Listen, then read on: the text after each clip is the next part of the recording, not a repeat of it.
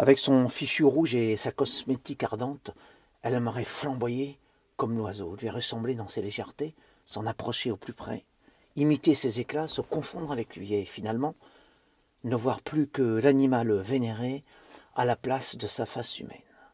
À force de singer la bête à plumes, d'en adopter ses couleurs et ses allures, elle s'est totalement identifiée à celle-ci. Après s'être consciencieusement fardée des mêmes artifices que la créature, s'appropriant et son port et son plumage, elle peut à sa guise admirer sa propre image idéalisée. Sauf qu'elle se prend pour ce qu'elle ne sera jamais, un volatile de choix.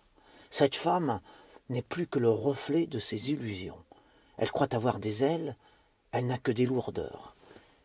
Elle s'imagine arborer un visage de prix, elle ne montre que les preuves clinquantes de sa sottise.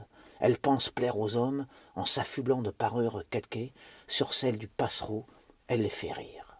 Elle aura beau employer les moyens les plus recherchés, jamais elle ne rivalisera avec son modèle.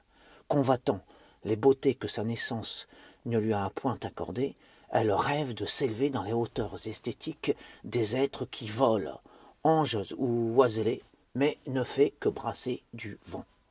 Ne sachant se contenter de la simplicité de ses traits naturels, elle court après d'imbéciles chimères.